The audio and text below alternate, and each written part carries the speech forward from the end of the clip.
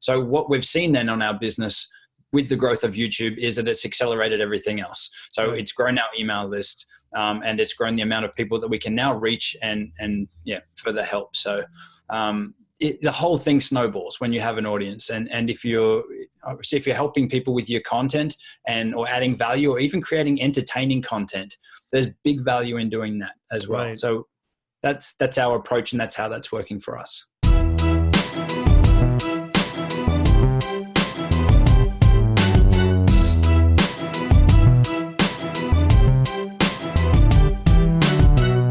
If I'm wrong, Justin, but the right word is it's so accessible now. You know what I mean? Like, what are your thoughts? I know you've been doing this way before most of us. What are your thoughts on the accessibility of everything? I think the accessibility is probably, as you said, the biggest thing. It's amazing what we can do now with the cameras in our phones. Like, there is no excuse to not create awesome videos these days. I remember, it wasn't that long ago, like a few years back, I was on an editing project, and it was for a big, production company.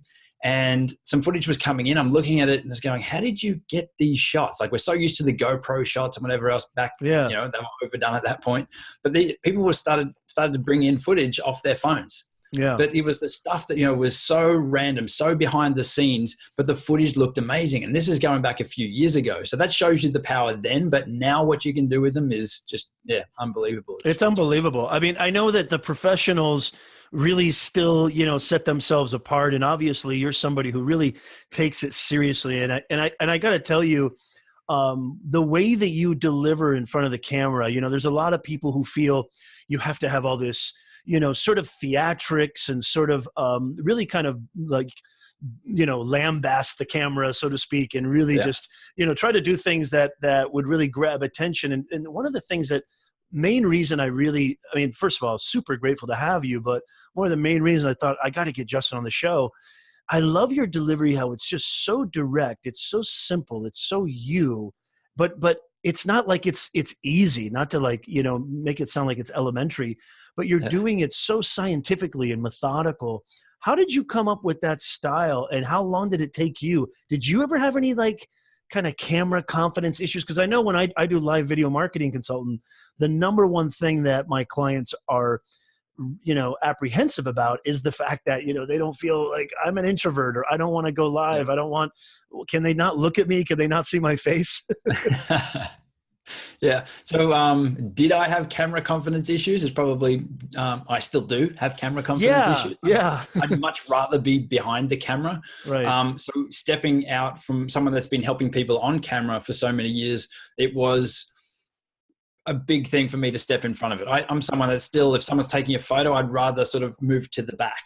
So to step out and be sort of the face of the brand, or to be, sharing content, it was definitely a learning curve for me, but we use that as part of the journey. Like, I know what it feels like to be there to create your first video. And we've left up on our YouTube channel, but very early videos on the channel. And at the time I thought I nailed them, but you go back and look at them now and there's no energy.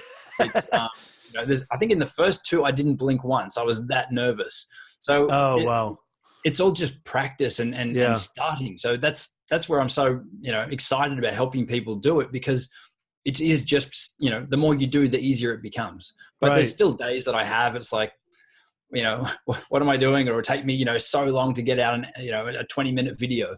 So it's, some days you're on your game and other days you're off, but I love the way you said that, Justin, because honestly, I think, I can't remember who it was that I talked to about this, but I said, I think the conversation was sort of turning towards, how do you not get nervous, or how do you quell your nerves? And I simply said, very honestly, I'm always nervous before I go live. I'm always nervous before I shoot a video. And I think that's a good thing. It shows that you care, and I don't think I think I've gotten more comfortable through the years, and it's really just getting the technology, getting the timing, the rhythm, the pacing and all that. But mostly, I love what you said. The more that you do it, the more comfortable you are. And I want to ask you about takes and how many takes for each kind of scene or segment, because I honestly, a lot of my videos on YouTube are literally 1 or 2 takes. And maybe that's not a good thing, but I don't mind kind of having that. I really try really hard to get that natural kind of rhythm. It's so funny, guys. And thank you so much, Gord. I thought I would never go on camera, but now I enjoy it Gord says, I love Justin's teaching ability and his humble nature. Isn't Justin just awesome? Just an awesome down-to-earth dude. Dean, I want to get to your question about vlogging. That's an interesting question. I'm going to get to that. But before I get to that, I just want to talk to Justin. So like my whole, Justin, before we went live, we were talking about, look, how does the format of the show, and I always just want it to be so natural. Like, obviously I have questions that I want to ask, Justin. I mean, Justin's like somebody I'm burning to ask him a lot of questions, but I also want my audience to have an opportunity, but I don't want it to be mechanical. Like, that's the last thing I want. And you really avoid that really well, Justin. Like, your delivery seems so like natural. It seems so loose and fluid, but yet so like tight, because you've got so much content. You've got a lot of production, very technical style of content or substance. How do you do you storyboard your videos? Do you write them out first? Or is it just one of those things where I know what I'm going to talk about and I just go more like Professor Nez style? How do you execute? Styles of videos that we create. Very rarely will I do one without going into it with some sort of plan. So there's two of us. I said at Primal Videos, myself and my brother Mike. We will look at the scripts. Because I'm the video tech guy, I'm probably too close to a lot of the tips sometimes, and whereas Mike doesn't know the tip or whatever else we're going to share. Right. It's awesome to have that, and because you'll ask the question, what about this? Like the most obvious question, which if we don't answer that in the video, all the comments are going to be obvious question. So it's really good to have that that back and forth before we actually do the recording. So the videos, they're not necessarily scripted. We'll know definitely where we're starting. We'll have a hook at the start to make sure that people know that they're in the right spot, and we'll know where we want to finish, and then we'll cover off the key parts of the video. And they're normally just dot points, like give the advantages here, give the disadvantages, my thoughts and my opinions on something. So there'll be a structure around it, definitely. And I think that's a massive thing. And that was something that once we started doing that with our videos, the entire process became much easier. There were less takes to do, which means less footage, which means faster editing. So the flow on from having the planning and doing the planning up front is massive. Strategy is huge, and focus. I love the way you said that, Justin. And guys, by the way, if you're new to Justin Brown, we're going to be linking up all of his sites, his YouTube channel in the comments. Here's what I do, Justin. I actually forgot to mention this to Justin. Instead of actually having like a full, because so many, shows have all these huge descriptions in the Facebook copy.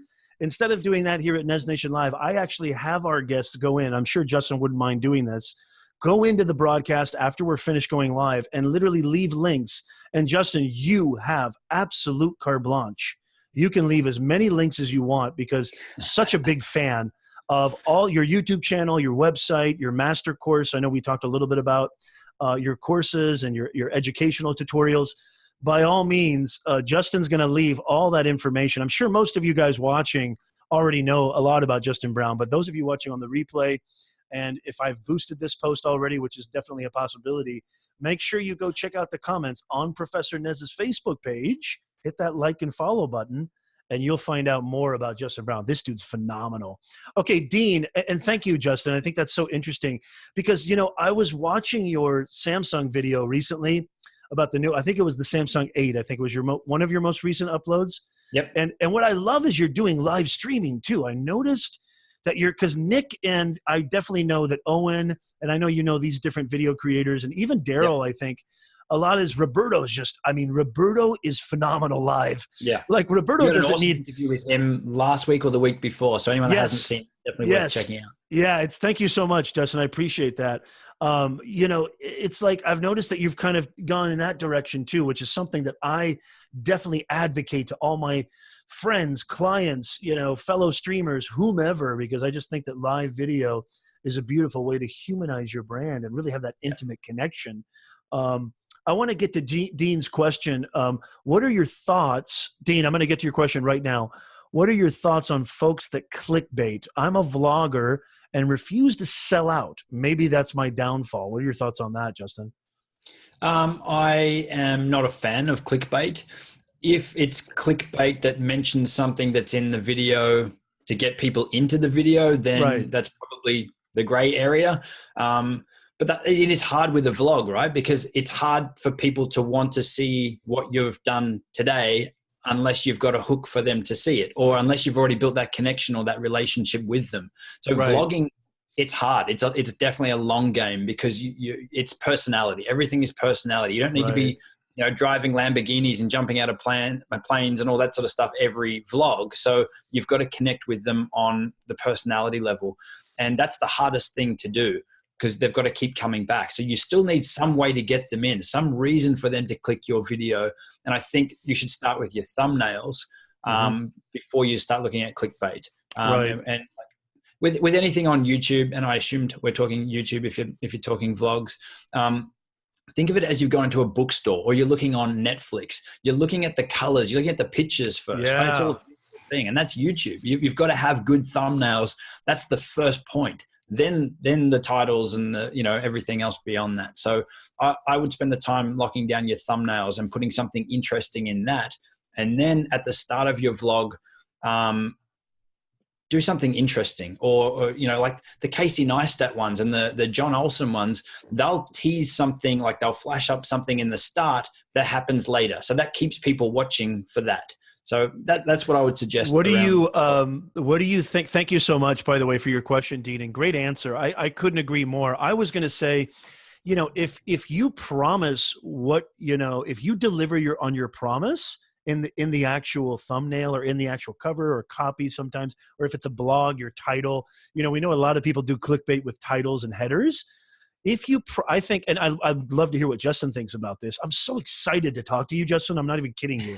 Like, I feel like I'm serious. Thank you so much, man. I know you're just saying that, and but I've been watching you for a long time. Oh, you're so sweet, man. I mean, that means the world to me. Like you're awesome. It's like, I always feel like, here's the thing. Like, I always feel like with thumbnails, with titles, with headers, we're in the audience retention game. Like, we're in the attention gaining game, and there's nothing wrong with using dynamic. And Justin's thumbnails, I think, really understanding the science of YouTube, where usually, and correct me if I'm wrong, Justin, but usually having a face or a human figure alongside text and colors and dynamic images usually work and bode well on YouTube.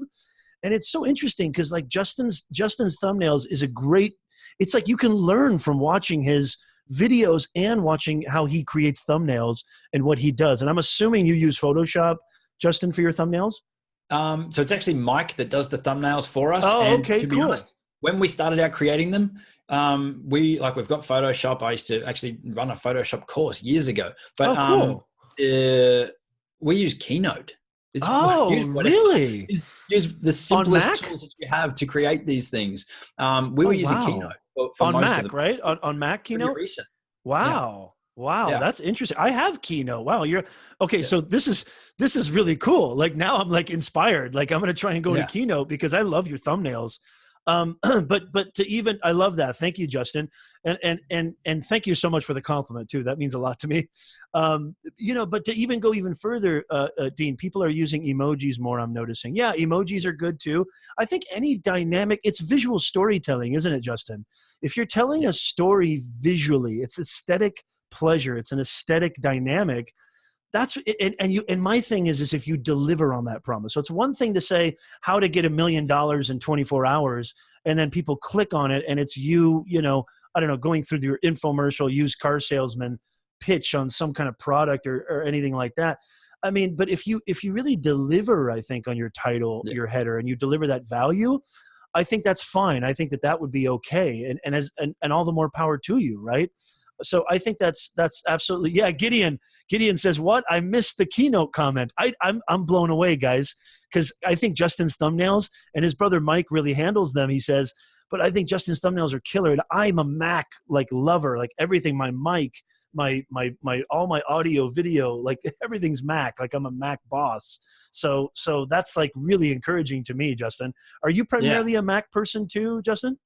I wasn't. I mean, I have an IT degree. I've been building computers since I was pretty young, and of course, a guy. But I'm on a Mac now, and I am using Final Cut to edit most of the videos. So I'm cool. Whatever is the fastest, best tool for getting content out. And at the moment, as far as I'm concerned, that's Final Cut. And I hated it at first, coming from Avid and Premiere. Going Oh, to Avid. Wow, the Avid days. Yeah. Yep. Yep. So we were using That's like Avid old for school our, film. That's like old school filmmaking editing equipment. yep, If you're new yep, to that, I love the Avids. Wow. See, yep. I So came from a filmmaking background. Like, even though I wasn't the mostly technical person, I came from the sort of the screenwriting and the authorship and the storyboarding. But I am such a huge believer, Justin, in the cinematic. I think that the art of cinema, the art of filmmaking, the art of video is, to me, one of the highest arts, because it includes writing, art, composition, sound, right? yep, You know, theater. It's everything. It can be really the highest art form if you yep. take it that level. And by the way, everybody watching, thank you so much. Gideon says, and he's kind of handsome too. He's a good-looking guy, isn't he? Or wait a minute, are you talking about me, Gideon? Maybe you're talking about me. I can't Gideon, see the comments. Is that Gideon Shalwick? Yeah. It is. Yeah, It is. nice. Gideon says Justin is the bomb, and he's kind of handsome too. I'm gonna pin that comment right there. I'm gonna pin him. Thanks, Gideon. Yeah. Yeah, I'll give you $50 later. Okay, Gord has a really good question here. Gord, I want to get to your question in just a second. Thank you so much for that question. But guys, really quickly, please share this out. Let's try to get more people watching, because obviously Justin is going to be giving us some valuable information. And if you're new to Justin Brown, you got to go. His YouTube channel is like a university in editing, video, audio, equipment, tech gear. It's like literally better than a university, actually, because he's coming from experience. So you guys have to go check out and subscribe to his YouTube channel. If anything, his website, all that stuff's going to be in the comments after the broadcast. Stick around, guys. It's going to be real. So Gord asks, Justin, how has your YouTube channel success helped your brand and business? Great question. We have a lot of YouTubers. Gord is a member of Tube Ritual, a good Facebook group that's run by Brian. And yep. I know you know Brian G. Johnson really well. Yeah, he's awesome. Yep. So that's a really good question. How has your YouTube channel success? And correct me if I'm wrong, Justin, you have like what, 20, 15 or more than that? How many subscribers do you have? 20K? We're over 60. I think over 60. Oh, yeah. Excuse me. It's growing pretty quick now. It's awesome.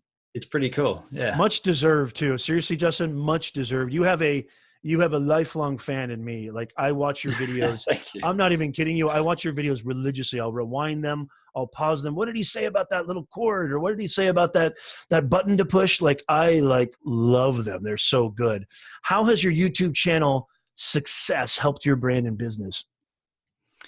For us, our goal is to help as many people as we can get their message out. And how we do that is by breaking down the barriers for video. So how that's helped our business is that we have products and courses and a membership site that's launching really soon as well. So what you can leave links to that too, by the way, Justin, after the broadcast, feel free to leave links to that. Okay, cool. Yeah. I will do. So it's we're growing an email database as well, which really is our core business. If you can talk to someone, you connect with them, you build your audience through these platforms, your social media platforms, YouTube, Facebook, Twitter. We then get an email address we'll give a checklist or something, in exchange for an email address. And that's where you can market and communicate to your audience and build that relationship with them. So what we've seen then on our business with the growth of YouTube is that it's accelerated everything else. So It's grown our email list, and it's grown the amount of people that we can now reach and further help. So the whole thing snowballs when you have an audience, and if you're helping people with your content or adding value or even creating entertaining content, there's big value in doing that as well. Right. So that's our approach, and that's how that's working for us.